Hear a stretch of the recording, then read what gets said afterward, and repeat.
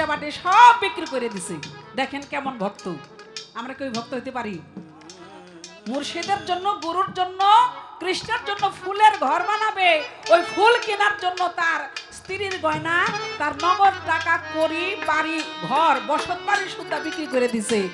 100 টাকা ঋণ পরিশোধ করলো, সঙ্গে কৃষ্ণের মূর্তিটা সাথে নিয়ে আসছে। জঙ্গলের মধ্যে যাইয়া একটা গাছের নিচে সেই কৃষ্ণকে রেখে ওই যে ফুল কিনেছে ওই ফুল দিয়ে সুন্দর করে কৃষ্ণকে ঘর বানাই দিছে। আর কিছু ফুল দিয়ে একটা মালা বানাইছে। ওই মূর্তি কৃষ্ণের গলার মধ্যে যখন মালা পরাই দিছে, এদিক দিয়ে গোকুল শহরের মধ্যে বড় একটা মন্দিরের মধ্যে কৃষ্ণের পূজা হইতেছে। পূজা অর্চনা যখন ঢাকঢোল বাজতেছে, হঠাৎ করে দেখে কৃষ্ণের যেই ঘাড়, এভাবে সবাই তো পূজা করতেছে, হঠাৎ করে দেখে কৃষ্ণের মাথা এভাবে, মূর্তির যে মাথা নিচু হয়ে গেছে।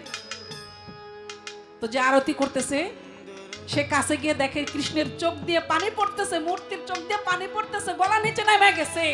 সঙ্গে সঙ্গেই সামনে গেল, ওই কৃষ্ণ বলতেছে যে আমার এক ভক্ত, সে আমাকে এই মালা দিয়েছে, আমি তার মালার বোঝা সে যে আমার গলায় দিয়েছে, এটা এমন ভারী লাগতেছে আমি ওজনটা বইতে পারতেছি না। মোবাইলের যুগে একটা ব্যাপার আছে কি, ওই যে 4G 3G একটা ব্যাপার আছে না, আপগ্রেড হয়। তো ওই আগে 3G ছিল, আর 4G করতে যাই সিম যে চেঞ্জ করছি, এতে নাম্বার টাম্বার যার যা ছিল সব একবারে ডিলিট হয়ে গেছে। এখন সিস্টেম হইলো যখন যে ফোন দেয় তার নাম্বারটা পরিচিত হইলেই সাথে সাথে হইলো মোবাইলের মধ্যে সেভ করি। তো আমার হলো ওই কাম হইছে। তো যার কারণে আমি নাম্বারও সংগ্রহ করতে পারি নাই, ভাইয়ের সাথে যোগাযোগও করতে পারি নাই। আবার বলতে পারে যে সশরীরে বাড়িতে যাই দেখা করতে পারতেন, বাড়িটা আবার আমি ভালো চিনি নেই, সব নাম্বার পর্দা দিছে, যার কারণে হইলো সমস্যা হয়ে গেছে। তারপরে আমি আন্তরিকভাবে দুঃখিত ভাই, আমি যে আপনার সাথে মানে এই যে জীবনে প্রত্যেকটা মানুষেরই কিন্তু ঘটনা দুর্ঘটনা ভালো মন্দ আছে সবারই, শুধু আপনার একলা ঘটছে তা না, আমারও, আমাদের সকলেরই আছে না ভালো মন্দ। তো যাই হোক না কেন, আমি যে খবর নিতে পারি না, খবর রাখতে পারলাম না, এই জন্য আমি আন্তরিকভাবে দুঃখিত। আই এম ভেরি সরি ভাই, মাফ করে দিন। সরি সরি সরি, আল্লাহর রাস্তায় মনে কিছু রাখেন না। I am happy sorry. হ্যাঁ, না হ্যাপি সরি না বেটা, সরি মানে দুঃখিত। যাই হোক, তো এবার জীবনে যা ঘটে মালিকের তরফ থেকে ঘটে, ঠিক না? এটা যদি মনে প্রাণে কেউ বিশ্বাস করে যে যা হইতেছে ভালোর জন্যই হচ্ছে, তাহলে কিন্তু মনে আর কোনো ব্যথা থাকে না। একটা গল্প মনে হয়েছে, সে গল্পটা হলো কি, রাজারা তো আগের দিনে রাজাবাসারা শিকার করতে যাইতো না? তো শিকার করতে গিয়ে হঠাৎ করে একটা চাকুর মধ্যে লেগে রাজার আঙ্গুলের একটু জায়গা কাইটে গেছে। তো রাজার যে সেনাপতি তারা জিজ্ঞেস করছে, হ্যাঁ, সে কইতেছে হুজুর দুঃখ প্রকাশ করেন না, কি অবস্থা হইলো আমার হাতটা? কয় আল্লাহ যা করে ভালোর জন্যই করে। সে শুনে খুব রাগ হইছে, আমার হাত গেছে কাইটা, আর সে কইতেছে যা হইতেছে আল্লাহ যা করে ভালোর জন্যই করে। সাথে সাথে সেনাপতিরা জেলের মধ্যে ঢুকাইছে, আটকা। তো জেলের মধ্যে যায় সে কইতেছে যা হইছে ভালোর জন্যই হইছে, আল্লাহ যা করে ভালোর জন্যই করে। তো এইবার সেনাপতিরে বাদ দিয়ে রাজা একবার নিজেই জঙ্গলে গেছে সেই শিকার করার জন্য।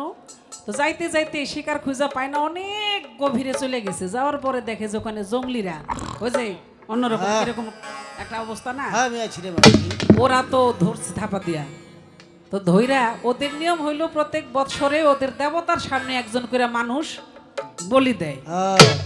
তো এইবার যখন খুব খুশি, ওরা বলি দিব নিয়ে গেছে, বলি দিব চায় দেখে যে মুসলমানরা যেমন এই যে সামনে কুরবানি ঈদ আসতেছে, তাই না, রোজার পরে কুরবানি, তো কুরবানি যখন গরু কিনে কুরবানির জন্য একটা নিখুঁত গরু কিনে না, তো ওইরকম যারা নাকি দেবদেবীর সামনে ওরকম বলি দেয় তারা কিন্তু একটা নিখুঁত জিনিসই খোঁজে। যখন বলি দিবে দেখে ওই রাজার দিক দিয়ে আঙ্গুল কাটা, না এবার তো বলি হয় না, ছাইরে দিছে। বাড়িতে আসছে, আসার পরে যখন ওই সেনাপতির জেলে যোগাযোগ করছে, কি এরকম এরকম ঘটনা তো ঘটছে, কয় যা হয়েছে ভালোর জন্য হয়েছে। কেমন ভালো হয়েছে? কয় তুমি থাকলে তো ভালোই তো। এই! আরে শোনেন, ভালো হয়েছে কি জানেন? আপনার আঙ্গুল কাটা, তাই আপনার ছাইরা দিছে। আমি যদি আপনার সাথে থাকতাম তাহলে আমারে বলি দিত। আমি তো নিখুঁত। তো আল্লাহ যা করে ভালোর বান্দার মঙ্গলের জন্যই করে, করে এটা আমাদের ভাবতে হবে। তো আজকের পালা হইল চমৎকার একটি পালা, গুরু এবং ভক্ত। বাহ তো আজকের যিনি গুরু গোসাই, তার তো তুলনা হয় না। আমি যদি দয়াল কবুল করে নেয়, আহ, তাই তো ভক্ত হওয়ার যোগ্যতা অর্জন তো করতে পারি নাই। কারণ ভক্ত ছিল মাওলা আলী, ভক্ত ছিল ওয়াইসকরণী পাগলা। আহ, আমার দয়াল নবী যখন মেরাজে যায়, এই যে বাবা পানোলা, ও বাজান, আহ, এখন না বেসলে হয় না পান্ডা, বেসেন না কিনে আনছেন? কোনটা কিনে আনছেন? আহ, খাইতেছেন, বিলি অনেক করতেছেন? রিস্ক নিয়ে আনছে, অনেক রিস্ক আচ্ছা, তো বসে বসে দেন, খান খান ভালোবাসা বসে বসে বিনিময় করেন। আপনি দাঁড়াইলে আমার ওই মানে আপনার পিছনে যারা আছে তাদের দিকে তাকাইলে আমি তো তাকাইতে পারি না। বাবা, একটা শিল্পী যখন মঞ্চে দাঁড়ায়, শিল্পীর চোখ থাকে সমস্ত শ্রোতার চোখের দিকে, আর সমস্ত শ্রোতা তাকায় শিল্পীর দিকে। চোখে চোখে একটা ভাব বিনিময় হয়, দেখা দেখি হয়, ভাবের উদয় হয়, সৃষ্টি হয়। তা আপনি সেই ভাবের ব্যাঘাত ঘটায়েন না, অনুনয় করে বলে। তো সেই ভক্ত ছিল ওয়াসকরণী পাগল, আহ, যার সাথে আমার দয়াল নবীর জীবন। এই বাচ্চারা, এই ডিস্টার্ব নষ্ট করো না। শুরু থেকে দেখতেছি এদিক দিয়ে ওই যে একটা হই, আহ, এটা করো না। disturb করো, তোমরা হই করবা, তোমাদের হই করার গানও আছে আছে, আমাদের ভান্ডে, সব ধরনের ব্যবস্থা আছে ইনশাল্লাহ। আছে। তোমরা যে হই করে নাচ বা জিকির করবা, লাফালাফি করবা, ওই ব্যবস্থা আছে, তেরোশ। কিন্তু সময় অন্তে, সময়ের ব্যাপার। ওই সময় পর্যন্ত যদি ধৈর্য ধরে থাকতে পারো তাইলে হবে, হইলেও হইতে পারে বা। কিন্তু ঝামেলা করো না। এই যে একটা শব্দ যা বলতেছিলাম, তো সে ওয়াসকরণী পাগল আমার দয়াল নবীর এমন আশেক ছিল, যার খেতাবি তিনি পেয়েছে আশেক রসুল। হ্যাঁ না? আশেকে রসুল এই কথাটা একমাত্র প্রযোজ্য কেবল ওয়াসকরণী পাগলার ক্ষেত্রেই হয়েছে। আমরা তো অনেকেই রাসূলের আশেক, তাই না? কিন্তু ওয়াসকরণীর পাগল আল্লাহ রসুলকে, আল্লাহর হাবিবকে যেভাবে ভালোবেসেছে, যেভাবে তার সাথে সম্পর্ক তৈরি করেছে, যদিও তার সাথে আল্লাহ রসুলের সাথে, হাবিবের সাথে ওয়াসকরণী পাগলার জীবদ্দশায় দেখা হয় নাই, চর্ম চোখে দেখা দেখি। এই যে আপনারা আমাকে দেখতেছেন, এই! আমি আপনাদেরকে দেখতেছি, ওয়াসকরণী পাগলের সাথে দয়াল নবীর সাথে এভাবে দেখা হয় নাই। তারপরও তার প্রেমটা কেমন ছিল, যে ওয়াসকরণী পাগলা একটা এশকের তীর মেরেছিল। আমার দয়াল নবী যে বোরাকে চড়ে যেতেছিল আল্লাহর দিদারে মেরাজে, সেই বোরাকের মধ্যে লেগে সেই বোরাক সহ পড়ে গেল। আপনারা অনেক পোস্টারের মধ্যে দেখছেন না, তীর মারা যে, হ্যাঁ, এই তীরটা কার, এটা তো অঙ্কন করে দেখানো হয়েছে। আসলে ওরকম কোনো তীর কি মারছিল ওয়াসকরণী পাগল? সে মেরেছিল এশকের, এশক মানে প্রেম, প্রেমের একটা তীর আমার দয়াল নবীকে মেরেছিল। আমার দয়াল নবী উপলব্ধি করেছিল, বাবা সেই প্রেমটা যদি কেউ করতে পারে তাহলে তার মানব জনম ধন্য, তা না হলে আসা যাওয়াটা ফাও। আমাদের জীবনটা ওই যে ড্রেনের মধ্যে যে কীট পতঙ্গ বিরাজ করে, ওই ওদের মতোই। আপনি মানুষ হয়ে যে জন্ম নিলেন, পৃথিবীর মধ্যে আসলেন, কোথায় ছিলেন, কোথায় আসলেন, কোথায় যাবেন, এই হিসাব কিতাবটা যদি আপনি না করে যান, তাহলে আপনার সাথে আর ওই কীট পতঙ্গ পশুর সাথে কোনো তফাৎ নেই। কথা ঠিক কিনা বাবা? হরি। তাহলে হিসাব করেই আমাদের যেতে হবে। তাই মান আরাফা নাফসাহু ফাকাত আরাফা রাব্বাহু, হরি। যে নিজকে চিনলো সে রবকে চিনলো। এখন নিজেকে তো নিজের যে চেনার অবস্থা, এটা চেনার জন্য একজন মন মহাজন, সেই মহাজন গুরুজন যাকে বলা হয়েছে পীর, পবিত্র কোরআনের ভাষায় শায়েক বলা হয়েছে, একজন পথ প্রদর্শক। আমি যে আল্লাহকে চিনবো, আমার মধ্যে আল্লাহ রয়েছে।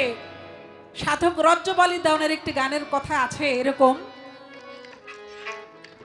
হরিণের নাভি মূলে হয় কস্তরী, খবর রাখে না।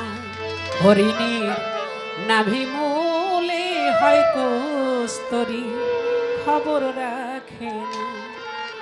ওরে মন সুগন্ধে হয় মন মুগ্ধময়, আরে সুগন্ধে হয় মন মুগ্ধময়, হরিণী তা খুঁজে পায় না।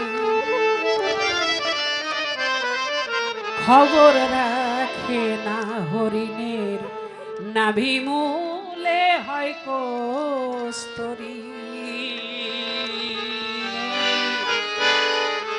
খবর রাখে না। তো বিষয় হলো সেরে গেলে ভালো। আল্লাহর রহমতের বৃষ্টি যখন ওই হরিণীর গায়ে পড়ে, এর একটা হাকিকত আছে। আপনারা জানেন যে আমার দয়াল নবীর একটা ঘটনা আছে যে দয়াল নবী যখন পথ দিয়ে যাইতেছে দেখে যে একটা হরিণকে বেঁধে রেখেছিল। জানেন না হিস্টোরিটা? অনেকে শুনছেন না? যে সেই হরিণই বলেছিল দয়াল নবীকে যে দয়াল গো, যদি আমাকে ছেড়ে দেন, আমার বাচ্চারা রয়েছে, বাচ্চাদেরকে আমি একটু দুধ পান করাইতে যাব। তো সেই দুধ পান করে আসতেছে, এর মধ্যে সেই ইহুদি এসে আমার নবীকে অনেক গালমন্দ করলো, অনেক কথাবার্তা বললো যে হরিণ তুমি ছেড়ে দিলা, আমি অনেক কষ্ট করে শিকার করে ধরে আনলাম, আর সেই হরিণটাকে তুমি ছেড়ে দিলা, এটা খুব খারাপ কাজ করেছো। আমার নবী বলে হরিণ গিয়েছে, আবার চলে আসবে, আমাকে কথা দিয়েছে। তো ইহুদি আমার নবীকে অনেক অপমান অপদস্থ করার পরও যখন দেখলো যে হরিণ আসতেছে, এর মধ্যে কি হইলো, হরিণী যে জঙ্গলের মধ্যে গেল তার বাচ্চাদেরকে দুধ খাওয়ার জন্য, আরে সেই হরিণের বাচ্চারা বলেছিল মা তুমি আজকে খুব কাঁদতেছো, কারণটা কি? বলে বাচ্চা ধনরা, তোরা জন্মের মতো দুগ্ধ পান করে আমাকে বিদায় দে, আর জীবনে কোনোদিন তোদের সাথে আমার দেখা হবে না। তবে আমার দয়াল নবী, তাকে কথা দিয়ে আসছি আমাকে যেতে হবে, তাই তোরা জন্মের মতো দুধ পান কর, আমাকে যেতে হবে নবীর কাছে, আমি নবীকে কথা দিয়ে আসছি। বলে যেই নবী আমাদের জন্য তোমাকে মহব্বত করেছে, সেই নবীর কাছে মা আমরাও যেতে চাই। তাই সেই হরিণের বাচ্চা সহ হরিণ যখন নবীর কাছে আসলো, নবীর গা চাটলো, নবীর গা থেকে যেই ঘাম উহা পান করলো, দলিল বলে ওই ঘামের কারণেই হরিণের নাভিতে কস্তুরী হয়। এটা কার নিয়ামত, কেরামত, রহমত? এটা আমার দয়াল নবী। তো যাই হোক, আমি অনেক কথা এখানে বলার ছিল কিন্তু বললাম না, অল্প কথাই পাড়ি দিলাম। তো বিষয় হলো যে সেই হরিণের নাভিমূলে যখন কস্তুরী হয় তখন সে সারা জঙ্গলেই খুঁজতে থাকে এই সুগ্রানটা কোত্থেকে আসে, কোত্থেকে আসে। সে খুঁজতে থাকে, যেখানেই যায় ওই সুন্দর গ্রানটা সে খুঁজে পায়। আসলে এই গ্রানটা যে নিজের মধ্যে, এটা সে উপলব্ধি করতে পারে না। তো এই স্টোরিটুকু বললাম কেন, যে আমার মধ্যে আল্লাহ আছে কিন্তু সুপ্ত, প্রকাশ না, গোপন ভাবে আছে। কথা ঠিক না? প্রত্যেকটা মানুষের মধ্যে আল্লাহ বিরাজমান, কথা ঠিক কিনা? আল্লাহ আছে না? সমস্ত সৃষ্টির মাঝে আছে, মানুষের মধ্যেও আছে, আমার মধ্যে আছে, কিন্তু আমি দেখি না। কেন দেখি না? আমার দেখার মতো চক্ষু নাই, চক্ষু হয় নাই, চক্ষু ফুটে নাই। তো এই জন্য একজন কামেল মুর্শিদ দরকার। এটা একটা উপমা দিলাম আর কি। তো এই জন্য হলো গুরু ধরা প্রয়োজন। তা আসলে দয়াল যদি আমাকে কবুল করে নেয় আর কি, ছোট করে একটি গান।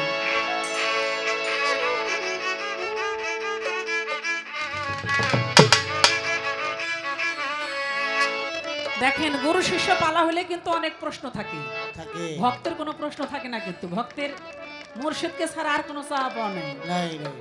কথা কি বুঝতে পারছেন?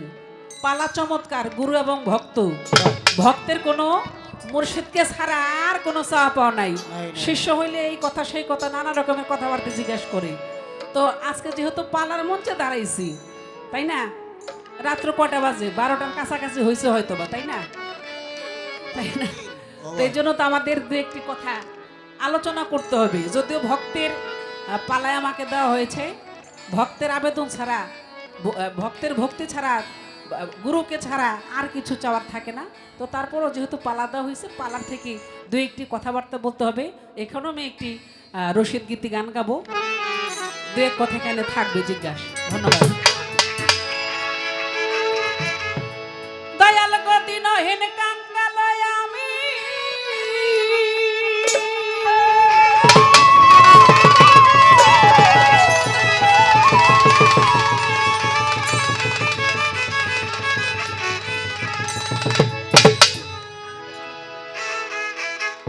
ওরা দিনহীন কাঙ্গালয় আমি, দুনিয়ার বাদশাহ তুমি।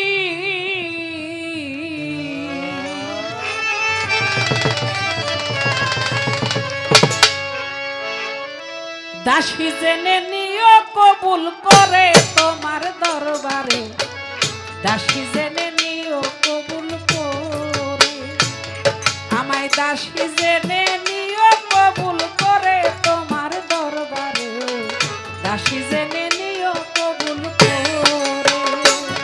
ওরা দিন দুনিয়ার কাঙ্গাল আমি,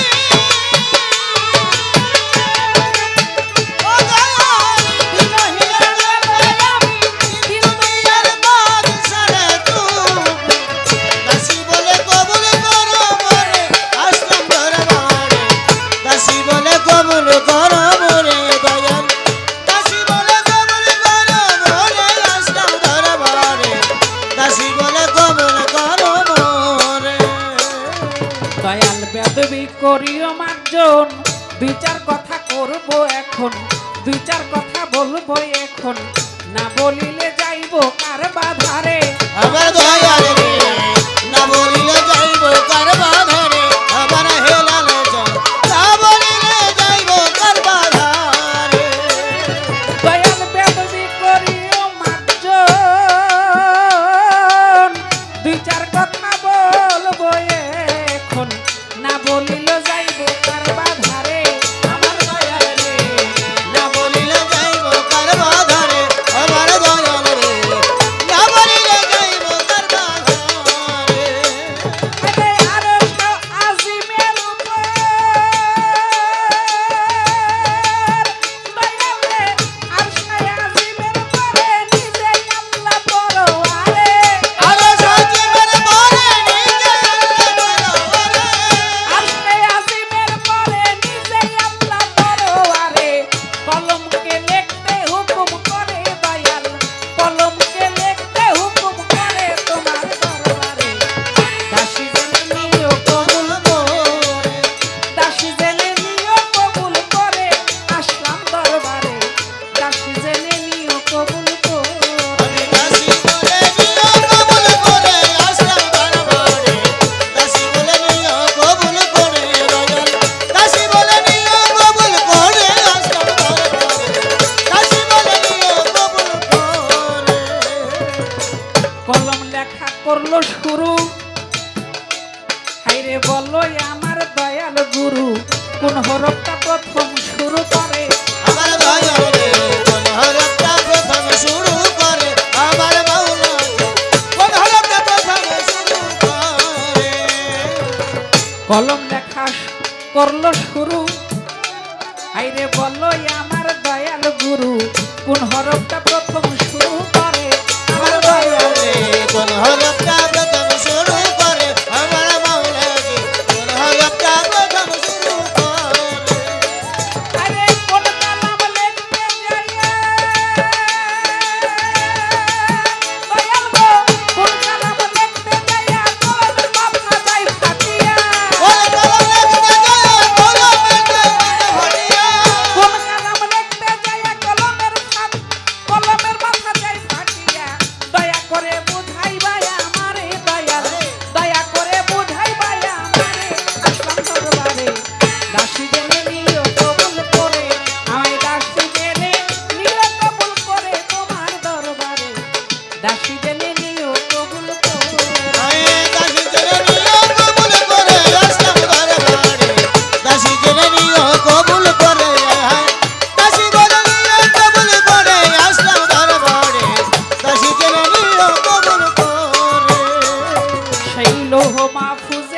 ঘরে যখন লেখাটা সমাপ্ত করে আরে একটা নকশা প্রকাশ পাই জাহিরে আমার দয়াল রে একটা নকশা প্রকাশ পায় জাহিরে আমার দরদি একটা নকশা প্রকাশ পায় জাহিরে সেই লৌহ মাহফুজের ঘরে যখন লেখাটা সমাপ্ত করে আরে একটা নকশা প্রকাশ পাই জাহিরে আমার দয়াল রে একটা নকশা প্রকাশ পায় জাহিরে আমার দয়াল রে একটা নকশা প্রকাশ পায় জাহিরে বসাই বসাই একটা নূরের পাখি ওরে বসাই বসাই একটা নূরের পাখি নূরে করে ঝিকি আরে বসাই একটা নূরের পাখি নূরে করে বসাই একটা নূরের পাখি নূরে করে ঝিকি মিটি সেই পাখিটার নাম কইয়া দাও না মরে দয়াল সেই পাখির নাম কইয়া দিবা মরে তোমার দরবারে দাসী জেনে নিও কবুল করে আমায় দাসী জেনে নিও কবুল করে আসলাম দরবারে দাসী জেনে নিও কবুল করে আমায় দাসী জেনে নিও কবুল করে আসলাম দরবারে দাসী জেনে নিও কবুল করে দাসী জেনে নিও কবুল করে আসলাম দরবারে দাসী জেনে নিও কবুল করে নূর শ্যামলা নূর কামলা নূরে নারু নূর তাজেল্লা কোন নূরের কোন আছে এই সংসারে আমার দয়াল রে কোনরে নূর আছে এই সংসারে আমার দয়াল রে কোনরে নূর আছে এই সংসারে আরে নূর শ্যামলা নূর কমলা নূর হে নারু নূর তাজেল্লা কোন নূরের গুণ আছে এই সংসারে আমার দয়াল রে কোনরে গুণ আছে এই সংসারে আমার দরদি কোনরে গুণ আছে এই সংসারে আব্দুর রশিদ সরকারের বাণী আব্দুর রশিদ সরকারের বাণী জিজ্ঞাসা করিলাম আমি আব্দুল সরকার বাণী জিজ্ঞাসা করিলাম আমি আব্দুর রশিদ সরকারের বাণী জিজ্ঞাসা করিলাম আমি দয়া করে বলো না আমারে দয়াল দয়া করে বুঝাও না আমারে আসলাম দরবারে দাসী জেনে নিও কবুল করে দাসী জেনে নিও কবুল করে আসলাম দরবারে দাসী জেনে নিও কবুল করে হে দাসী জেনে নিও কবুল করে আসলাম দরবারে দাসী জেনে নিও কবুল করে আমি দাসী জেনে নিও কবুল করে আসলাম দরবারে দাসী জেনে নিও কবুল করে আইরে দিনহীন কাঙ্গালয় আমি আমি ও ও দয়াল রে দিনহীন কাঙ্গালয় আমি ওরে বাজা হেই দিন দুনিয়ার বাদশা তুমি দিনহীন কাঙ্গালয় আমি দিন দুনিয়ার বাদশা তুমি কি নহি জানো আমি দিনহীন কাঙ্গালয় আমি দিন দুনিয়ার বাদশা তুমি দয়া করে নিও কবুল করে আসলাম দরবারে দাসী জেনে নিও কবুল করে আমায় দাসী জেনে নিও কবুল করে আসলাম দরবারে দাসী জেনে নিও কবুল করে দাসী জেনে নিও কবুল করে আসলাম দরবারে তোমার দাসী জেনে নিও কবুল করে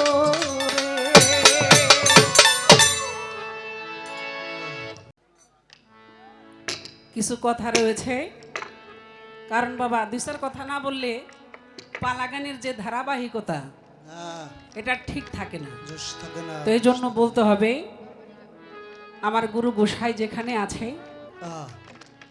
ওই যে একটা গান আছে না তোমায় হৃদ মাঝারে রাখব ছেড়ে দিব না বাহ বাহ বাহ বলে হরি কি দয়ালের জায়গা কোথায় ভক্তের হৃদয়ে ছেড়ে দিলে সোনার গৌরার তো পাবো না আচ্ছা ওরে ছেড়ে দিলে সোনার গৌরার তো পাবো না না না না ছেড়ে দেব না আচ্ছা হ্যাঁ?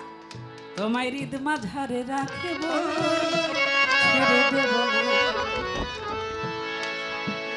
ভক্ত তো বাবা সবাই হইতে পারে না, হ্যাঁ ভক্ত সবাই হইতে পারে না। দেখেন বেশি দিন আগের কথা না, এই যে বাদশাহ আকবরের আমলের সময় শ্রীকৃষ্ণ মহাপ্রভুর একজন ভক্ত ছিল, নাম তার গোবিন্দ। আরে এই গোবিন্দ সে চিন্তা করেছে যে আমি ফুল দিয়ে একটি কৃষ্ণের জন্য ঘর বানাবো, ফুলের ঘর বানাবো। এই চিন্তা করে সে গোকুলের বাজারে গিয়েছে ফুল কেনার জন্য। দিক দিয়া বাদশাহ আকবরের সেই সেনাপতিও আসছে, কারণ বাদশাহও ফুলে ফুলে তার সেই মহলকে সাজাবে। এখন ওই গোবিন্দ আইসা যেই ফুল ধরছে, ওই বাদশার সেনাপতি আইসা সেই ফুল ধরছে। এখন বাদশার তো অনেক টাকা পয়সা, আরে এক আনা দুই আনা এমনি করতে করতে 10 আনা, 1 টাকা 2 টাকা দর উঠতে উঠতে যেই ফুল কিনবে 1 টাকা দিয়া, এখন ওই সেনাপতি কয় এই ফুল আমি নিব। এই গোবিন্দ কয় না আমি নিব। কয় শোনো আমি কে চিনো? বলে তুমি কে? কয়, আমি হইলাম বাদশাহ আকবরের সেনাপতি।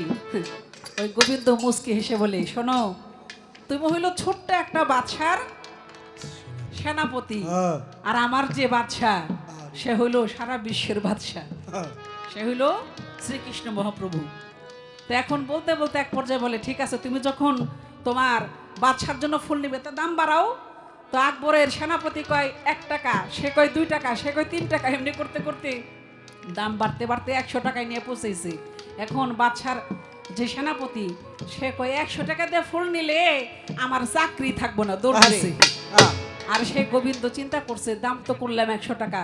ওই ফুলওয়ালারে কয় দাদা একটু সময় আমাকে দিতে হবে, এত টাকা তো সাথে নিয়ে আসি নাই, আমাকে বাড়িতে যেতে হবে। তাই তিনি বাড়িতে যাইয়া ওনার স্ত্রীর যত গয়না নগদ টাকা পয়সা কড়ি জায়গা সম্পদ যা ছিল সব কিছু এনে ওই ফুলওয়ালারে দিছে। 100 টাকার দাম হয়েছে। এবারে 100 টাকা নিয়ে ওই ঘরের মধ্য থেকে আসার সময় তার ভিটা বাটে সব বিক্রি করে দিছে। দেখেন কেমন ভক্ত, আমরা কি ওই ভক্ত হইতে পারি? মুর্শিদের জন্য, গুরুর জন্য, কৃষ্ণের জন্য ফুলের ঘর বানাবে, ওই ফুল কেনার জন্য তার স্ত্রীর গয়না, তার নগদ টাকা করি বাড়ি ঘর বসত বাড়ি সুদ্ধা বিক্রি করে দিছে। 100 টাকা ঋণ পরিশোধ করলো, সঙ্গে কৃষ্ণের মূর্তিটা সাথে নিয়ে আসছে। হ্যাঁ। জঙ্গলের মধ্যে যাইয়া একটা গাছের নিচে সেই কৃষ্ণকে রেখে ওই যে ফুল কিনেছে ওই ফুল দিয়ে সুন্দর করে কৃষ্ণকে ঘর বানাই দিছে। আর কিছু ফুল দিয়ে একটা মালা বানাইছে। ওই মূর্তি কৃষ্ণের গলার মধ্যে যখন মালা পরাই দিছে, এদিক দিয়ে গোকুল শহরের মধ্যে বড় একটা মন্দিরের মধ্যে কৃষ্ণের পূজা হইতেছে। হ্যাঁ। পূজা অর্চনা যখন ঢাকঢোল বাজতেছে, হঠাৎ করে দেখে কৃষ্ণের যেই ঘাড়, এভাবে সবাই তো পূজা করতেছে, হঠাৎ করে দেখে কৃষ্ণের মাথা এভাবে, মূর্তির যে মাথা নিচু হয়ে গেছে। তো যে আরতি করতেছে সে কাছে গিয়ে দেখে কৃষ্ণের চোখ দিয়ে পানি পড়তেছে, মূর্তির চোখ দিয়ে পানি পড়তেছে, গলা নিচে নেমে গেছে।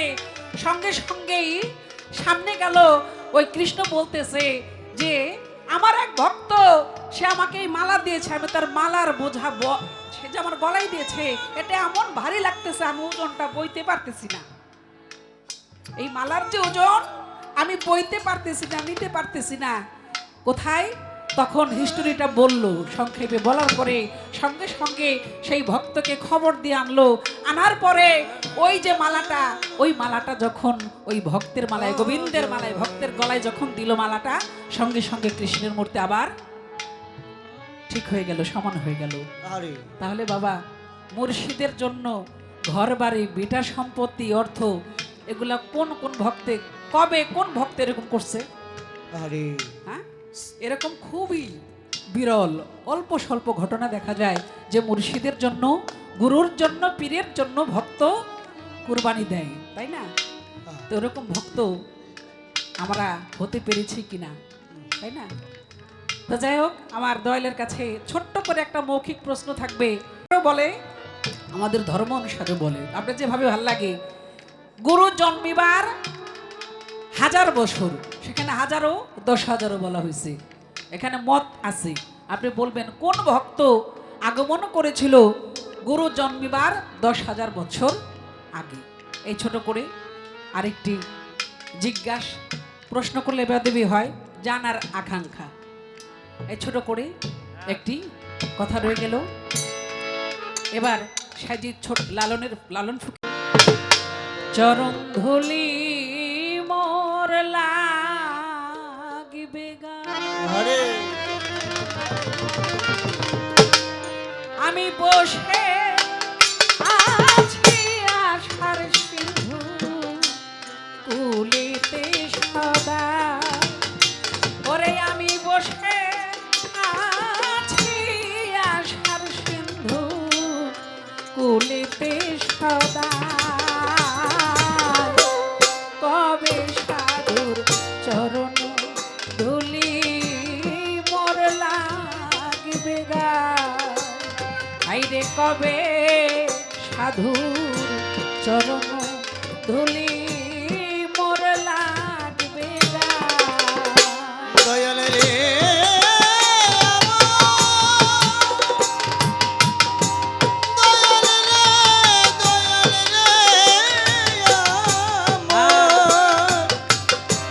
দয়াল রে আমার ও দয়াল দয়াল রে আমার ওই আমি বসে আছি আশার সিন্ধু ভুলেতে সদা আমি বসে আছি আশার সিন্ধু ভুলেতে সদা কবে সাধু চরণ ধুলি মোর লাগিবে গা ও দয়াল কবে সাধু চরণ ধুলি মোর লাগিবে গা ভোলা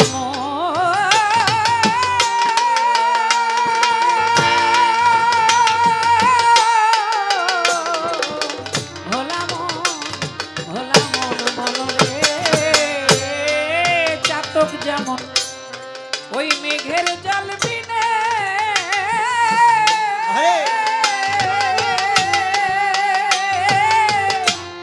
ওর নিশি চেয়ে থাকে চাতক মেঘ দিয়ানি।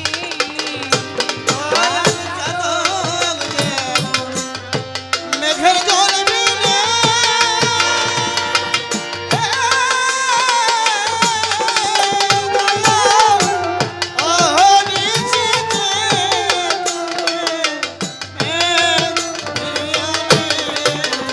ওরে মন চাতক যেমন ওই মেঘের জল বিনে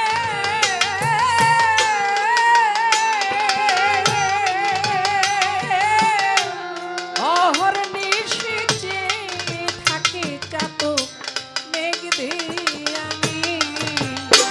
আরে তৃষ্ণায় ঋতুমতি জীবনে হলো সেই দশায় আমার। আয়ো যার তৃষ্ণায় মৃত্যু ঘটে জীবনে হলো সেই দশায় আমার ওরে মন তৃষ্ণায় মৃত্যুমতি জীবনে হলো সেই দশায় আমার। ও হলো সেই দশায় আমার, হলো সেই দশা সদা। কবে সাধুর চরণ ধুলি মোর লাগবে গায়। আরে কবে সাধুর চরণ ধুলি মোর লাগবে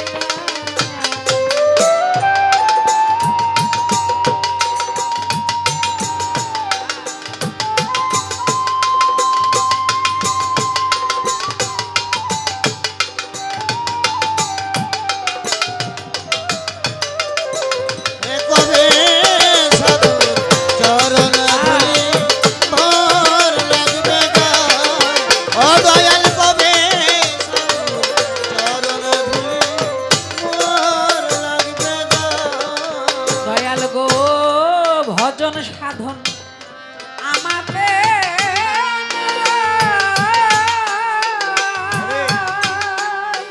ও কেবল মোহত নামে দোহাই দয়াল গো ভজন সাধন আমাদের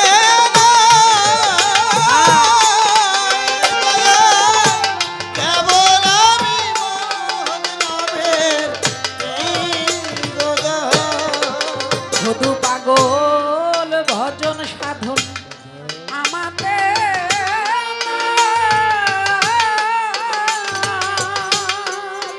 ও কেবল মোহত নামে দেই গো দোহাই তোমার নামের মহিমা জানাও গোসাই পাপীর হও সদয় তোমার নামে মহিমা জানাও গোসাই পাপীর হও সদয়। মনরে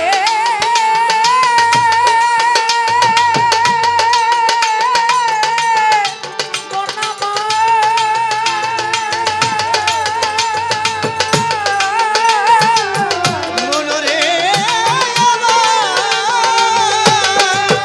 তোমার নামের মহিমা জানাও গোসাই পাপীর হও সদয় তোমার নামে মহিমা জানাও গোসাই পাপীর হও সদয়।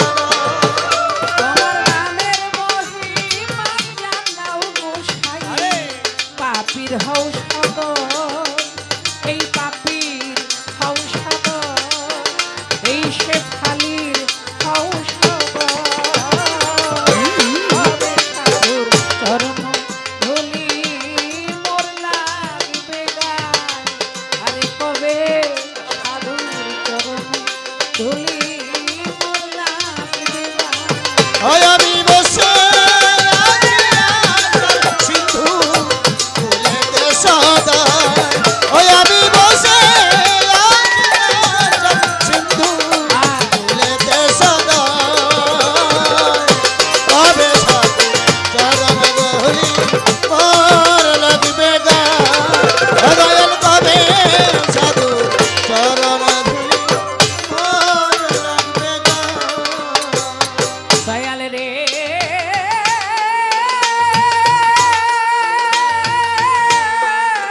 আরে হতো চান পাগল রে আমার আমি শুনেছি সাধুর সাধুর করুণা আরে করুণা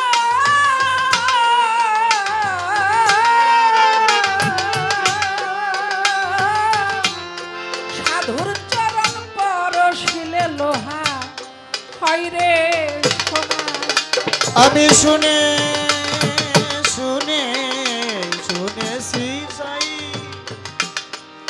শুনেছি সাই সাধুর করুণা করুণা দয়াল রে আর এই সাধুর চরণ পরশিলে অভক্ত হয় ঘোষণা।